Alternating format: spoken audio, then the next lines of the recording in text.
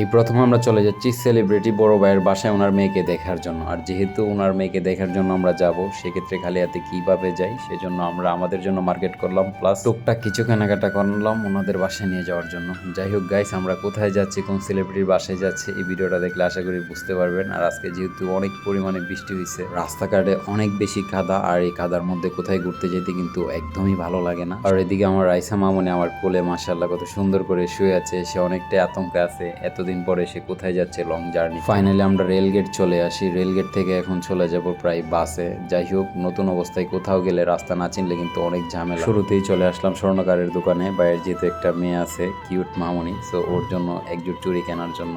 এই বাইরের মেয়ের কিন্তু বয়স তেমন একটা না, 3-4 বছর হবে, তার জন্য আমরা ছোট চুড়িগুলোই দেখতেছিলাম। আমাদের রাইসা মামনি হওয়ার পরে আমরা কিন্তু রূপার চুড়ি বানাইছি রাইসা মামনির জন্য। তখন আমরা 1200 টাকা বড়ি বানাইছি, আজ থেকে প্রায় এক সপ্তাহ আগে। কিন্তু ঢাকায় আসার পরে রূপার দাম শুনে আই এম তো অবাক। এক দোকানে 1800, এক দোকানে 1700, এক দোকানে 2000, একজন বলে 21 ক্যারেট, একজন বলে 22 ক্যারেট। আমি ছোট থেকে বড় হয়েছি, প্লাস আমরা কখনো শুনি নাই রূপা কখনো 21 ক্যারেট 22 ক্যারেট থাকতে। সেই কয়েক পর্যায়ে হতবাক হয়ে যায়। আমরা যেহেতু আগে কখনো শহরে স্বর্ণ বা রূপা কোনো কিছু কেনাকাটা করি নাই, সেজন্য হয়তো আমাদের কোনো আইডিয়া নাই, কারণ আমরা সবসময় গ্রাম থেকে এগুলো কেনাকাটা করছি। আর আপনারা অবশ্যই জানাবেন রূপাকে আসলে 21 ক্যারেট 20 ক্যারেট 22 ক্যারেট আছে কিনা। অনেকদিন ধরেই বলতেছিলাম আমাদের একটা হাত ব্যাগ প্রয়োজন, কোথাও ঘুরতে গেলে বা ট্যুরে গেলে হাত ব্যাগটা প্রয়োজন। ওই হাত ব্যাগটা আমাদের কাছে নাই। এদিকে রাইসা মামনি আমার কোলে ঘুমাচ্ছিল, আর শিখা ওইদিকে ব্যাগ দেখতে ব্যস্ত।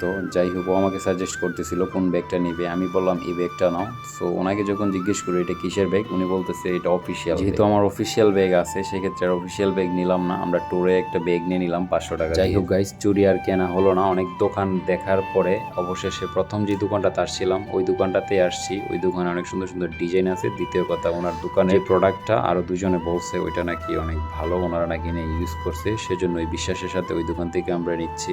আমরা যে চুড়িটা নিয়েছি এটা হচ্ছে এক বড়ি 4 আনা। যাই হোক, এটা নিয়েছে 1800 টাকা বড়ি। 1800 টাকা বড়ি যদি হয়, এক বড়ি 4 আনার দাম কত আসে দেখি আপনারা কেউ একজন কমেন্টে বললেন। এই চুরির সাথে কিন্তু আবার 300 টাকা মজুরি আছে। যাই হোক গাইজ, যেহেতু আমাদের টুকটাক কেনাকাটা শেষ, এখন রাইসার জন্য 2টা জামা আর একজন জুতা কিনবো। আমাদের জন্য তো প্রায় সময় কিনি, কিন্তু রাইসার জন্য খুব কমই কেনা হয়। তাই আজকে বাসা থেকে বের হওয়ার সময় আমরা প্ল্যান করেছি রাইসার জন্য জামা এবং জুতা আর আসবাবপত্র কিছু পেলে নিয়ে আসবো। এদিকে রাইসার মা মার্কেট করতেছিল, আর আমি এদিকে রাইসাকে নিয়ে টিকটক করতেছি। এই দোকানটাতে জামা দেখতে দেখতে এক পর্যায়ে অনেকগুলো জামা দেখে ফেলি। আর এই ভাইয়ার ব্যবহারটা এতই ভালো ছিল যে ওনার দোকানে আসলে জামা না নিয়ে যাইতে পারবেন না। একটা সময় দামাদামি করে আমরা যখন চলে আসি, পিছন থেকে ডাকতে থাকে। আর এদিকে আমি রাইসা এবং রাইসার মা আমরা ভিডিও শুট নিচ্ছিলাম, বাট ভিডিও শুটটা আর হলো না। অবশেষে জামাগুলো নিয়ে আমরা চলে আসি শিকার জন্য, হিজাব কেনার জন্য। একটা মেয়ের প্রকৃত সৌন্দর্য হচ্ছে তার হিজাব, তার জামা কাপড়ে। সো এটা অত্যন্ত প্রয়োজন। যাই হোক গাইস, এখন আমরা মিষ্টি নিয়ে চলে যাব সেলিব্রিটি ভাইয়ের বাসায়।